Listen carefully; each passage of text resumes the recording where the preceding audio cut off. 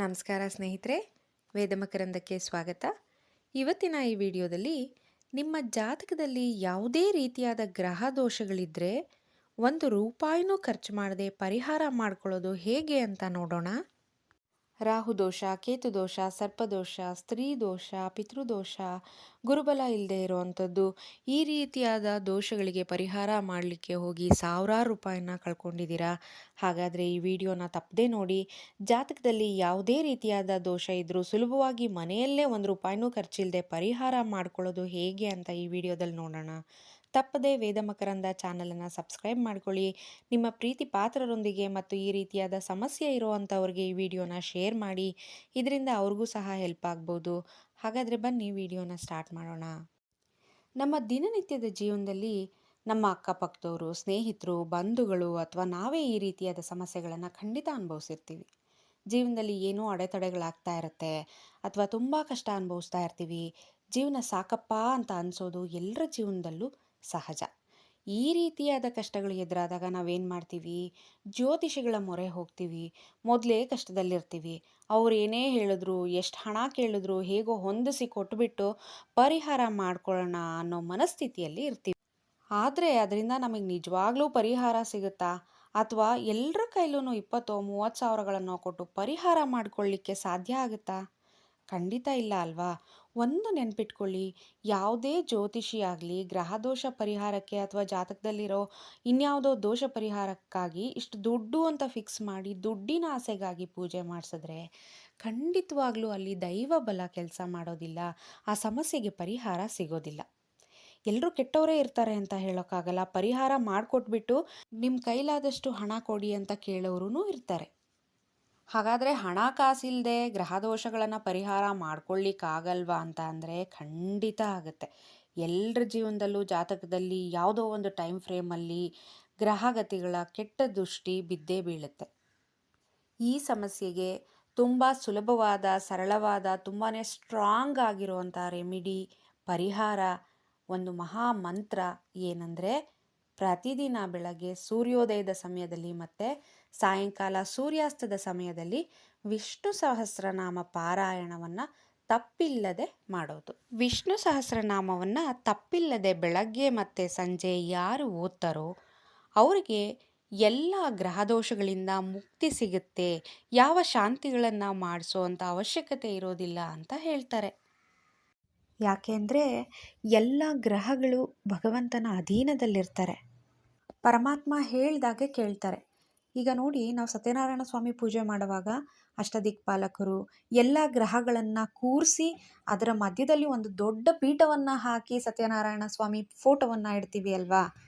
ಯಾಕೆ ಅಂದರೆ ಎಲ್ಲ ಗ್ರಹಗಳು, ಅಷ್ಟದಿಕ್ಪಾಲಕರು ಭಗವಂತನ ಆಣತಿಯನ್ನು ಪಾಲಿಸ್ತಾರೆ. ಅದಕ್ಕೋಸ್ಕರ ವಿಷ್ಣು ಸಹಸ್ರನಾಮ ಪಾರಾಯಣ ನಿಮ್ಮೆಲ್ರಿಗೂ ಗೊತ್ತಿರುತ್ತೆ. ಆದರೆ ಅದರ ಪ್ರಯೋಜನಗಳು ಏನು ಅಂತ ನಾವು ಈ ದಿನ ತಿಳ್ಕೊಳ್ಳೋಣ. ಬೆಳಗ್ಗೆ ಮತ್ತು ಸಂಜೆನೇ ಓದಬೇಕು. ಯಾಕಪ್ಪ ಅಂತ ಹೇಳಿದ್ರೆ ಪ್ರಭಾತ ವೇಳೆ ಮತ್ತು ಪ್ರದೋಷ ವೇಳೆ ಅಂತಾರೆ. ಈ ಸಮಯದಲ್ಲಿ ಪ್ರಕೃತಿಯಲ್ಲಿ ತುಂಬ ವಿಶಿಷ್ಟವಾದಂಥ ಶಕ್ತಿ ಇರುತ್ತೆ. ಆ ಸಮಯದಲ್ಲಿ ನಾವು ಸಹಸ್ರನಾಮ ಓದೋದ್ರಿಂದ ಆ ಶಕ್ತಿಯನ್ನು ಸುಲಭವಾಗಿ ಗ್ರಹಿಸಬಹುದು ಅಂತ ಹೇಳ್ತಾರೆ. ಅದೇ ಸಮಯದಲ್ಲಿ ಪ್ರತಿದಿನ ನಮಗೆ ಓದಲಿಕ್ಕೆ ಆಗೋದಿಲ್ಲ ಅನ್ನೋಂಥವ್ರು ಏನು ಮಾಡಿ ಅಂತ ಹೇಳಿದ್ರೆ, ಪ್ರತಿದಿನ ಯಾವುದಾದ್ರೂ ಒಂದು ಟೈಮ್ನ ಫಿಕ್ಸ್ ಮಾಡ್ಕೊಳ್ಳಿ. ನಿಮಗೆ ಯಾವ ಸಮಯದಲ್ಲಿ ಓದಲಿಕ್ಕಾಗುತ್ತೋ, ಟೈಮ್ ಸಿಗುತ್ತೋ ಆ ಟೈಮ್ ಫಿಕ್ಸ್ ಮಾಡಿಕೊಂಡು ನಿಯಮ ತಪ್ಪದೆ ಅದೇ ಸಮಯದಲ್ಲಿ ಪ್ರತಿನಿತ್ಯ ಶ್ರದ್ಧಾ ಭಕ್ತಿಗಳಿಂದ ಓದ್ತಾ ಬನ್ನಿ. ವಿಷ್ಣು ಸಹಸ್ರನಾಮ ಅದ್ಭುತವಾಗಿ ಕೆಲಸ ಮಾಡುತ್ತೆ. ಪ್ರತಿ ಸಲ ನೀವು ಓದಾಗಲೂ ನಿಮ್ಮ ಮನಸ್ಸು ಪ್ರಶಾಂತವಾಗಿ ಒಂದು ರೀತಿಯಾದ ಮನಃಶಾಂತಿ ಸಿಗುತ್ತೆ. ಸಮಸ್ಯೆಗಳು ಪರಿಹಾರ ಆಗ್ತಾ ಹೋಗುತ್ತೆ.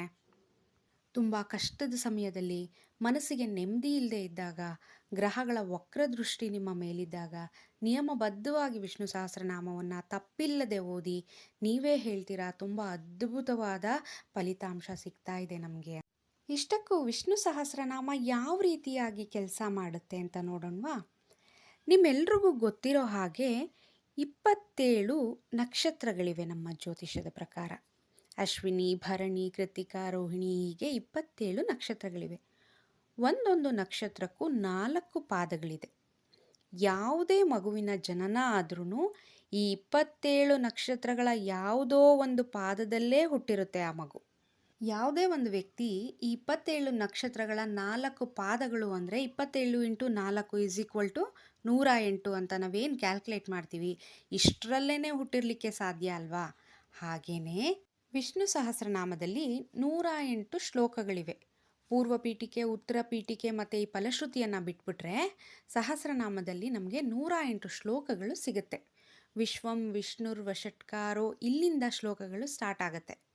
ನೀವು ಯಾವುದೇ ನಕ್ಷತ್ರ ರಾಶಿಯಲ್ಲಿ ಹುಟ್ಟಿದ್ರೂ, ನಿಮ್ಮ ಜಾತಕದಲ್ಲಿ ಯಾವುದೇ ರೀತಿಯಾದ ಗ್ರಹ ದೋಷಗಳಿದ್ರೂ ವಿಷ್ಣು ಸಹಸ್ರನಾಮದಲ್ಲಿರುವಂಥ ಈ 108 ಶ್ಲೋಕಗಳು ಆ ದೋಷಗಳಿಗೆ, ಸಮಸ್ಯೆಗಳಿಗೆ ಶಾಂತಿಯಾಗಿ ಪರಿಹಾರವಾಗಿ ಕೆಲಸ ಮಾಡುತ್ತೆ.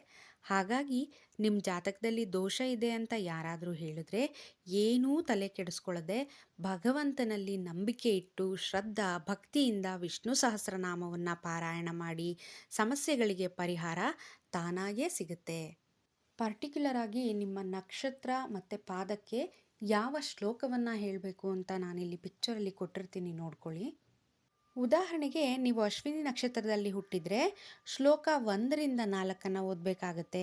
ನೀವು ಯಾವ ಪಾದದಲ್ಲಿ ಹುಟ್ಟಿದಿರೋ ನೋಡಿಕೊಂಡು, ಅಂದರೆ ಅಶ್ವಿನಿ ನಕ್ಷತ್ರ 1ನೇ ಪಾದದಲ್ಲಿ ಹುಟ್ಟಿದರೆ 1ನೇ ಶ್ಲೋಕ, 2ನೇ ಪಾದದಲ್ಲಿ ಹುಟ್ಟಿದರೆ 2ನೇ ಶ್ಲೋಕ, 3ನೇ ಪಾದದಲ್ಲಿ ಹುಟ್ಟಿದರೆ 3ನೇ ಶ್ಲೋಕ, 4ನೇ ಪಾದದಲ್ಲಿ ಹುಟ್ಟಿದರೆ 4ನೇ ಶ್ಲೋಕ. ಈಗ ಅಶ್ವಿನಿ ನಕ್ಷತ್ರದ 4 ಪಾದಗಳು ಮುಗೀತಲ್ವಾ? ನಂತರ ಬರುವಂಥ ನಕ್ಷತ್ರ ಭರಣಿ ನಕ್ಷತ್ರ.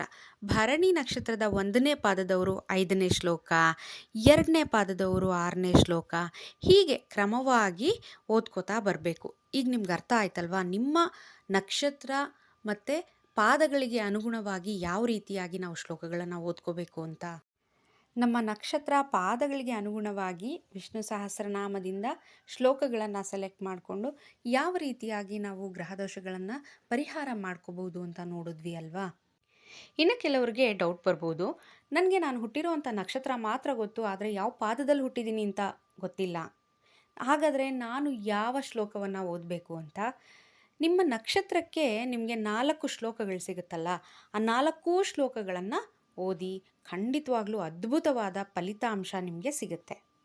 ಹೀಗೆ ಒಂದೊಂದೇ ಶ್ಲೋಕವನ್ನು ಬಿಡಿಬಿಡಿಯಾಗಿ ಸೆಲೆಕ್ಟ್ ಮಾಡಿಕೊಂಡು ಓದಬಹುದು. ಇಲ್ಲ ನನ್ನ ಹತ್ರ ಸಮಯ ಇದೆ ಅನ್ನುವಂಥವರು ಕಂಪ್ಲೀಟ್ ವಿಷ್ಣು ಸಹಸ್ರನಾಮವನ್ನು ಶ್ರದ್ಧಾ ಭಕ್ತಿಯಿಂದ ಕೂತ್ಕೊಂಡು ಓದಿದ್ರೆ ಇನ್ನೂ ನಿಮಗೆ ಅದರ ರಿಸಲ್ಟ್ಸು ದುಪ್ಪಟ್ಟಾಗುತ್ತೆ. ಇನ್ನು ನಿಮ್ಮಲ್ಲಿ ಕೆಲವರು ಕೇಳ್ಬೋದು, ನಮಗೆ ವಿಷ್ಣು ಸಹಸ್ರನಾಮ ಪಾರಾಯಣ ಮಾಡಲಿಕ್ಕೆ ಬರೋದಿಲ್ಲ, ನಾವೇನು ಮಾಡಬೇಕು ಅಂತ. ವಿಷ್ಣು ಸಹಸ್ರನಾಮವನ್ನು ಓದಲಿಕ್ಕೆ ಯಾರಿಂದನೂ ದೀಕ್ಷೆ ತಗೋಬೇಕಾಗಿಲ್ಲ, ನಾವೇ ಓದ್ಬೋದು. ನಮಗೆ ಓದ್ಲಿಕ್ಕೆ ಬರಲ್ಲ ಅಥವಾ ಅಭ್ಯಾಸ ಇಲ್ಲ ಅನ್ನೋವಂಥವ್ರು ಯೂಟ್ಯೂಬಲ್ಲಿ ನಮಗೆ MS ಸುಬ್ಬಲಕ್ಷ್ಮಿ ಅಮ್ಮನವರು ಹಾಡಿರುವಂಥ ಸ್ಪಷ್ಟವಾಗಿ ಹಾಡಿರುವಂಥ ವಿಡಿಯೋಗಳು ಸಿಗುತ್ತೆ. ಅದನ್ನು ಹಾಕ್ಕೊಂಡು ಪ್ರತಿನಿತ್ಯ ಕೇಳಿಕೊಂಡು ಅದ್ರ ಜೊತೆಗೆ ಓದಲಿಕ್ಕೆ ಪ್ರಯತ್ನ ಪಡಿ. 1 ತಿಂಗಳಾಗೋಷ್ಟರಲ್ಲಿ ನೀವೇ ಸ್ಪಷ್ಟವಾಗಿ ಹೇಳೋದನ್ನು ಕಲ್ತ್ಕೊಂಡ್ಬಿಡ್ತೀರ.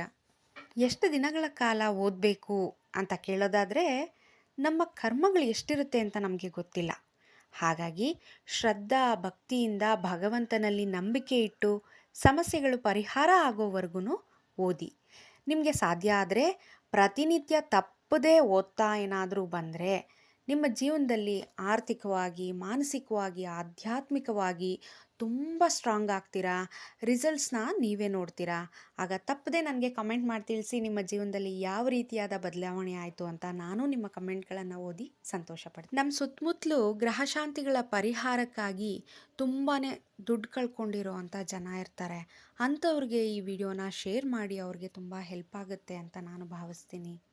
ಯಾರಿಗಾದರೂ ನಿಮ್ಮ ಪರ್ಟಿಕ್ಯುಲರ್ ನಕ್ಷತ್ರಕ್ಕೆ, ಪಾದಕ್ಕೆ ಯಾವ ಶ್ಲೋಕವನ್ನು ಓದಬೇಕು ಅಂತ ಗೊತ್ತಾಗಿಲ್ಲ ಅಂದರೆ ನನಗೆ ಕಮೆಂಟ್ ಮಾಡಿ, ನಾನು ನಿಮಗೆ ರಿಪ್ಲೈ ಮಾಡ್ತೀನಿ. ತುಂಬ ಏನಾದರೂ ಈ ರೀತಿಯಾದ ಕಮೆಂಟ್ಸ್ ಬಂತು ಅಂತ ಹೇಳಿದ್ರೆ ಪರ್ಟಿಕ್ಯುಲರ್ ನಕ್ಷತ್ರ ಪಾದಕ್ಕೆ ಯಾವ ಶ್ಲೋಕ ಬರುತ್ತೆ ಅಂತ ಹೇಳಿಬಿಟ್ಟು ನಾನು ವಿಡಿಯೋ ಮಾಡಿ ಹಾಕ್ತೀನಿ. ಈ ವಿಡಿಯೋ ನಿಮಗೆ ಇಷ್ಟ ಆಗಿದರೆ ಲೈಕ್ ಮಾಡಿ, ಶೇರ್ ಮಾಡಿ, ಕಮೆಂಟ್ ಮಾಡಿ. ಈ ರೀತಿಯಾದ ಹೆಚ್ಚು ವಿಡಿಯೋಗಳಿಗಾಗಿ ವೇದಮಕರಂದ ಚಾನಲನ್ನು ಸಬ್ಸ್ಕ್ರೈಬ್ ಮಾಡ್ಕೊಳ್ಳಿ ಅಂತ ಕೇಳ್ತಾ ಈ ವಿಡಿಯೋನ ಇಲ್ಲಿಗೆ ಮುಗಿಸ್ತಾ ಇದ್ದೀನಿ. ನಮಸ್ಕಾರ.